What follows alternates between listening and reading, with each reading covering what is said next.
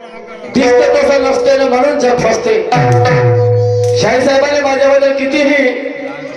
शब्द बोलले असतील ते त्यांचा भाग झाला, पण तुम्ही वास्तविक कसा आहो किंवा नाही हे तुम्हाला बघायचं आहे. आणि म्हणून खरी गंमत, गोंधळ, तमाशा, ख्याल गायन, भजन, कीर्तन ही सगळी समाज प्रबोधनाची माध्यम आहेत. समाज प्रबोधन करत असताना तुमच्याशी काहीतरी हितगुज करायची आहे, तुम्हाला काहीतरी सांगायचं आहे शाहिरी या नात्याने. आणि म्हणून आम्ही जे काही आम्हाला ठाऊक आहे ते तुम्हाला सांगण्याचा प्रयत्न करणार आहे. हे सांगत असताना आम्ही शिकलो मुकलो तो आमचा वैयक्तिक गुणदोष समजावा, आणि जे आम्ही काही बरोबर सांगणार आहे ते सर्व महापुरुषांचे विचार समजावे अशी अपेक्षा करतो. दोन्ही शाहिरांना आणि आयुष्याबरोबर शाहिरा चिंतनाला सहकार्य करून कार्यक्रमाचा आस्वाद घ्याल अशी विनंती करतो आणि हो घातलेल्या कार्यक्रमाला हात घालतो. धन्यवाद, धन्यवाद. जय शिवाजी, जय महाराष्ट्र.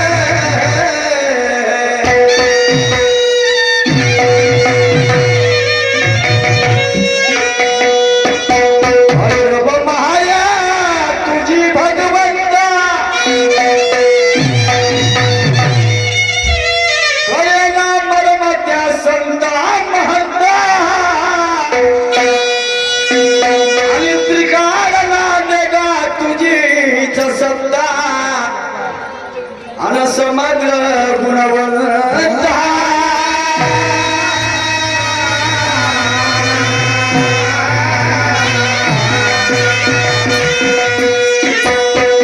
तुझ्या कृपे चाले वसुंधरा, तुझ्या निर्मिशी गावचे अंधारा, आणि तुझ्याच पासून बापा जन्म आणि जरा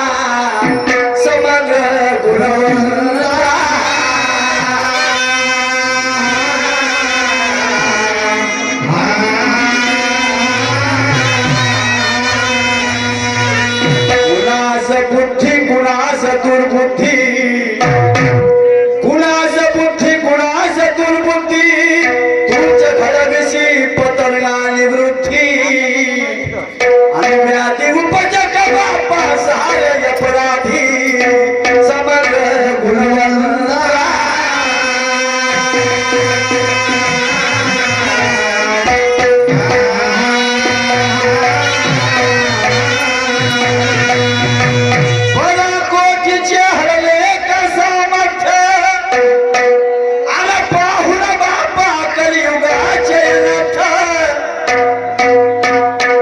मिरवती कैसे इथे धुरत समग्र गुणवंतरा.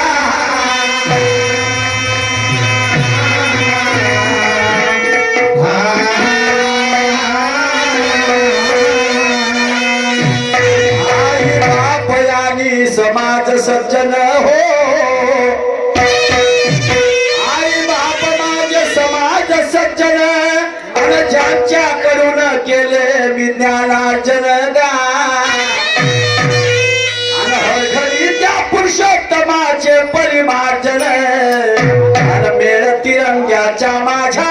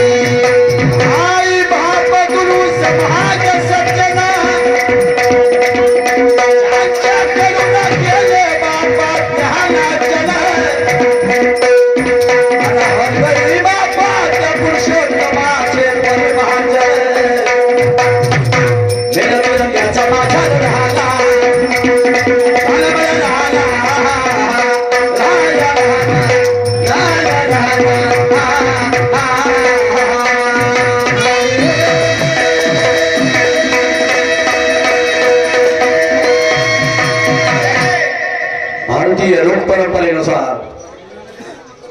सगळ्या धर्मपंथामध्ये आपल्या आराध्याला पूजण्याचा प्रघात आहे, पद्धत आहे, रीत आहे आणि त्याशिवाय आपण कुठल्याही कार्याला हात घालत नाही. शैलीच्या माध्यमातून सुद्धा गण पूजला जातो आणि आपल्या भारताचं राष्ट्रगीत आहे जन गण मन अधिनायक जय हे. जन म्हणजे लोक, गण म्हणजे लोकांच्या समोर. मही नाही म्हणत, मराठी वाङ्मय म्हणतं, मराठी वाङ्मय म्हणतं. 126 पानांबरोबर या शब्दाचा अर्थ दिलेला आहे वाङ्मयामध्ये. आणि म्हणून त्या आपल्या आदर्शाला सर्वप्रथम आम्ही शैलीच्या माध्यमातून ज्याला गण म्हणतो तो आम्ही एक रचना सादर करत असतो आपल्या बुद्धिमत्तेप्रमाणे. मागायचं काही नाही. तुकोबाराय म्हणतात नको नको आम्हा मेल्यावरी मोक्ष आताची प्रत्यक्ष दावी डोळा. तुकोबाराय म्हणतात नको नको आम्हा मेल्यावरी मोक्ष, मेल्यावर मोक्ष काय कामाचं नाही, आताची प्रत्यक्ष दावी डोळा. याच डोळा याच ती आहे. म्हणून म्हणण्याचं तात्पर्य आहे गण सादर आहे त्यासाठी एका गवळणीची चाल घेतली आहे मी. रेकॉर्डिंग गवळण आहे.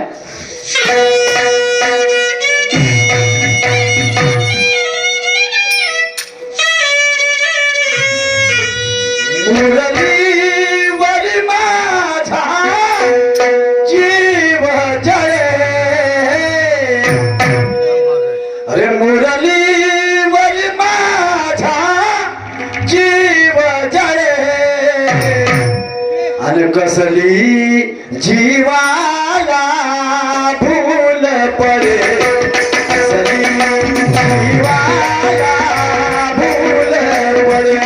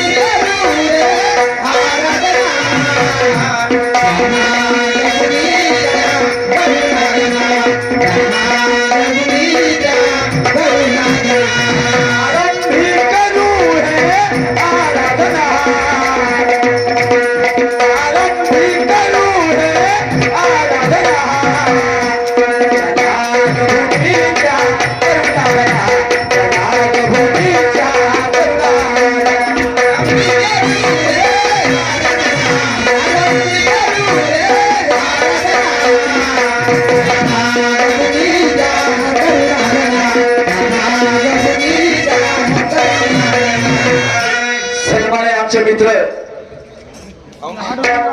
अतिशय सुंदर गायक सदानंद भजन मंडळाचे गायक सन्मान्य पुंडलिकरावजी मेश्राम साहेब मुक्काम वाघोली यांच्याकडे मला 100 रुपयाची घ्या आराधनाच्या गीतावरती पारितोषिक मिळाला माझ्याकडून सतत प्रणाम धन्यवाद लाख लाख शुक्रिया आरंभी करू ही आराधना आणि त्या नागभूमीच्या करुणा घडा काही लोकांच्या लक्षात आलं असेल आणि काही लोकांना इतिहास माहिती असेल आपल्या भारताचा इतिहास पाहिला तर 2च वंशाचा इतिहास आहे एक आर्यवंश आणि दुसरा नागवंश या दोघांचा संघर्ष म्हणजे भारताचा इतिहास संपला या 2 वंशाचा संघर्ष म्हणजे भारताचा इतिहास हा भाग आहे तर आपण सगळे नागवंशी लोक आहोत तुम्हाला माहित आहे तुमचा आराध्य शंकर भगवान गणेश भगवान वगैरे वगैरे ही सगळी नाग लोक होती गणेश शंकर भगवान हे तर भूतान देशाचे प्रबळ आदिवासी गोंड सम्राट राजे होते शंकर भगवान भूतान देशाचे प्रबळ राजे होते गोंड राजे होते शंकर भगवान आणि कैलास त्यांची राजधानी होती आणि म्हणून आम्ही सगळे नागवंशी लोक आहोत आणि म्हणून या नागभूमीच्या करुणागणा ही नागांची भूमी आहे समजले काय तुम्हाला माहिती आहे नागपूर नागनदी वगैरे हे जे इतिहास आहेत हे सगळे या नाग लोकांच्या वास्तव्यावरून पडलेले हवा आहे आणि आम्ही सगळे नागवंशी लोक हा काही इतिहास दडलेला नाही प्राचीन भारताचा इतिहास मध्ययुगीन भारताचा इतिहास यामध्ये सविस्तर याबद्दल वर्णन दिलेलं आहे आता वर्णन करायचे आहे मागायचे काय आहे तुकाराम महाराज म्हणतात तुझं आहे तुझ पाशी परी जागा अंतरी निर्मळ वाचेचा रसायना तया गळा मारा चंदन लावायची गरज नाही आहे लोकांना भक्तिवान आहोत दाखवायची गरज नाही आहे ते तुमच्या आचरणातून दिसायला पाहिजे ते तुमच्या आचरणातून दिसायला पाहिजे तर तुम्ही मनुष्य आणि म्हणून तर तुम्हाला माणसाची भेट मागितली की नाही आणि म्हणून तुम्ही घराच्या ठिकाणी आपल्या आई वडिलांची पूजा करू शकता तुमच्या गुरुची पूजा करू शकता की तुमचे जे कोणी आदर्श असतील त्या सर्वांची पूजा तुम्ही घराच्या ठिकाणी करू शकता गणेश भगवंत नाराज होणार नाही आणि जो कोणता देव नाराज होत असेल आई बापाची पूजा केल्यानं तर तो देवच नाही असं समजून चला तो देवच नाही कारण गणेश भगवंत स्वतः उदाहरण आहेत ते म्हणतात जगातले 7ही स्वर्ग आई वडिलाच्या पायाशी आहे तुकोबा काय म्हणतात सारं जग फिरून अडथळा नाही मायबाबा सारखं तीर्थ नाही पण आमचं कुत्र्याशिवाय भागत नाही आमच्या कुत्र्याशिवाय भागत नाही ज्याच्या घरी पैसा जास्त असला त्याच्या घरी कुत्र नक्की असते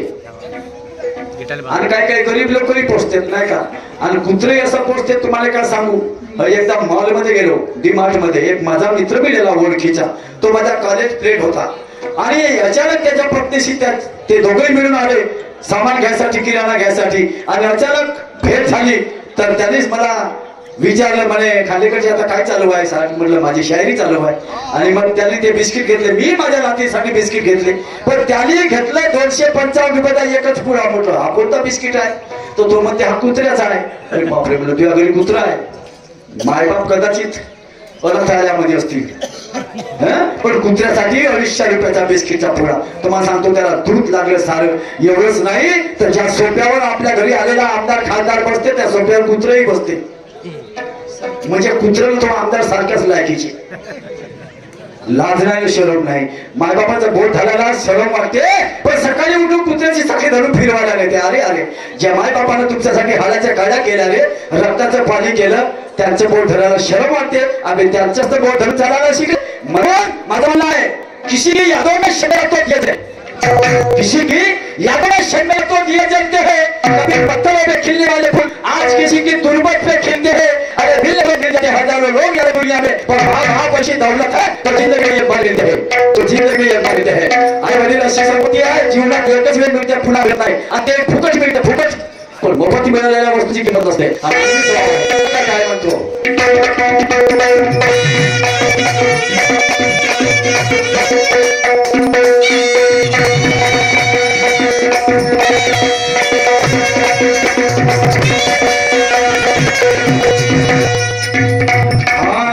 अभिभावकाची संतानाजो त्याचा परंपरा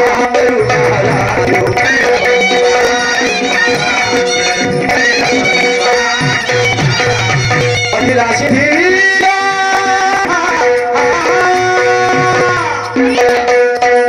अभिलाषी धीरा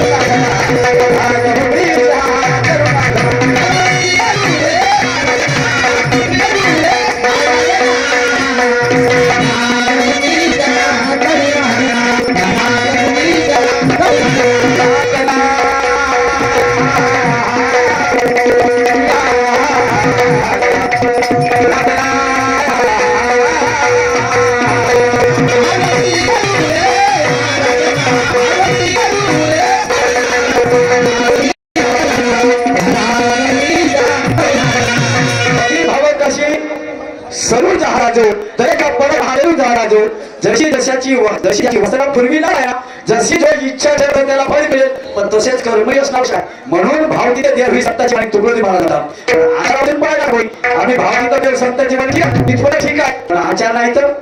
आचार वाचून पाहिला का मी आचार जर तसे नसतील तर किती मोठ्या भावाचे त्याला कोणी कोणतरी नाही तुमच्या भावाला कोणत्या कामाबद्दल किती मोठी आवाज टाकला तुम्ही म्हणून कवी महाराज म्हणतात पातळ पुढे हरी गेले तो माई पुढे पहा या कर्मकांडाचा प्रत्येक संत ऋषीमुनी आणि विरोध संतांना या कर्मकांडाचं समर्थन केलेलं नाही तरी आचार्य असा ठासून ठासून भरला तर तो जायला काहीच नाही आताच नाही आणि म्हणून म्हणायचं आहे काय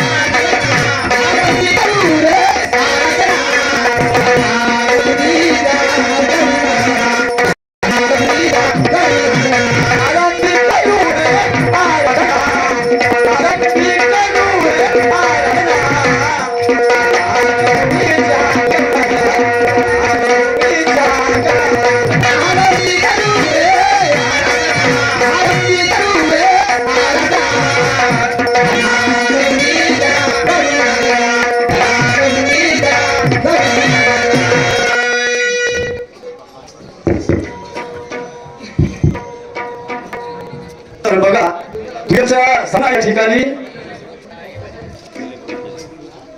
सन्मान आमचे मित्र देवजी पवनीकर साहेब मुक्काम नागपूर यांच्याकडून सुद्धा 100 रुपयाच्या पारितोषिक आला या गणेशच्या रचनेवरती माझ्याकडून सतत प्रणाम धन्यवाद लाख लाख शुक्रिया। आणि शाळे साहेबांनी आम्हाला प्रश्न केला आणि प्रश्न काय म्हणाले जास्त लांबल्यासारखं विचारत नाही थोडंसंच विचारतो बोले तैसा चालेल त्याचीच वदावी पावले आहे तुम्ही बोलताय करताय सांगता मला दुसरंच नाही का लहानच हे लहानच आहे जगातले काय म्हणते भारतातले 21 मंदिर कुठे कुठे आहेत त्याचे नाव काय कोणत्या ठिकाणी आहे पहा आणि काय थोडंच विचारतो बोलण्याची परिभाषा काय वाटतं माहिती ठीक आहे चला ऐका महाराष्ट्र कर्नाटक केरळ तामिळनाडू अनेक ठिकाणी आहेत सांगतो या ठिकाणी गणपतीपुळे कर्नाटक गिडमुंडे हरियाणा कंदमाल कासरगोड माधवपूर मानस गंगोत्री नगरकोइल पिलारपट्टी रामेश्वरम स्वामी विलासम आणि तिरुचिरापल्ली याच्या पलीकडे आपला आहेत का हा मोरगाव भैरवेश्वर चितळे पाली मधाड रंजनगाव ओढा लेण्याद्री आणि येऊर एवढ्या ठिकाणी ह्या गणपतीची मंदिर आहेत आता सांगा काय करायचं ठीक आहे मंदिर आहेत मग काय करायचं आपण जाऊ शकतो इथे म्हणतो तू काय मला की तुझा आहे तुझी पाशी परिचय का बोलू अशी कुठेही जायची गरज नाहीये नाही का कार्तिक स्वामी आणि गणपती गणेश भगवंतामध्ये शर्यत लागली की पहिली पूजा कोणाची व्हायची कोण श्रेष्ठ दोघांपैकी तर त्या कार्तिक स्वामीला सांगितलं अवश्य ऋषीने भगवान की म्हणे जो संपूर्ण पृथ्वीच्या त्या धर्माचं दर्शन घेऊन पहिले येईल त्याची पूजा पहिले होईल कार्तिकाने आपल्या मुलावर स्वारी केली आणि गणपतीचं महादेव मंदिर याला महादेव मंदिर केव्हा पडतं चालेल किती दिवस लागतील मला आणि म्हणून गणपतीला आपल्या बुद्धीचा वापर केला त्याला माता पार्वती शंकर भगवंताच्या भोवती फेरी घातली त्याच्या पायापुढे मला सगळ्याचे जगातले देव धर्माच्याच पायाशी आहे याच गोष्टीवर त्याला पहिल्या पूजेला मान मिळाला म्हणायचं तात्पर्य असं आहे मी सांगलं तुकडा सारं जखमी होत आहे बाबा सारखं तीर्थ नाही पण तरी तुम्ही एवढे मोठे मंदिरा विचारले काही हरकत नाही आता तुम्हाला तर माहित असतीलच माझे चुकलं असेल तर तुम्ही सांगा कशा स्वरूपाचा तुमचा प्रश्न होता तर मी मला छोटासा प्रश्न विचारतो मी सांगतो तुम्हाला की महाभारताचं युद्ध 18 दिवस चाललं महाभारताचं युद्ध 18 दिवस चाललं आणि अनेक लोक त्या ठिकाणी मरण पावले जवळ 5-6 दिवसामध्ये 10 लाख लोक मरण पावले एवढे सैनिक मारले वेगवेगळे पक्षाचे कोणाचे पांडवांचे आणि धृतराष्ट्राला विचार पडला की म्हणे हा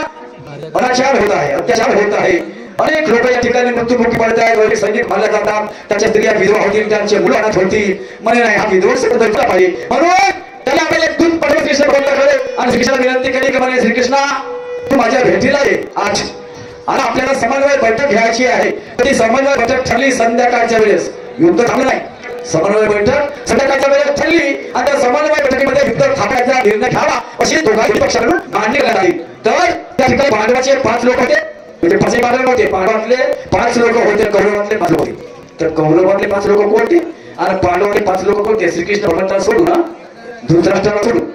समजलं काय आणि ते कोण आणि कोणत्या दिवशी समन्वय बैठक झाली त्यांची निष्पन्न काय झालं नाही युद्ध पुन्हा चालू झालं दुसऱ्या दिवशी पासून कारण दुर्योधन ऐकला नाही तो सगळ्याला भारी पडला ऐकला नाही पुन्हा युद्ध दुसऱ्या दिवशी सुरू झालं कोणत्या दिवशी ते बैठक झाली आणि पांडवाचे 5 लोक होते कौरवाचे 5 लोक होते आता मी म्हणू शकतो आता प्रश्न आहे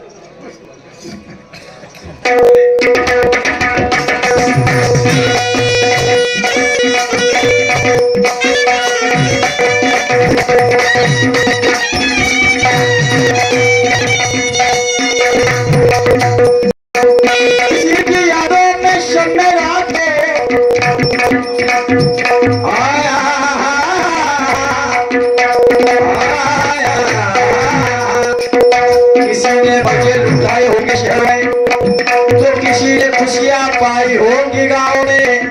कोई मदहोश होंगे अपनी मेहुआ की बाहों में किसी ने बजट उठे हुए शहर में तो किसी ने खुशियां पाई के गाँव में कोई मदहोश होंगे अपनी मेहुआ की बाहों में मगर हमने तो धंधा देखी माहौल गाँव के बाहर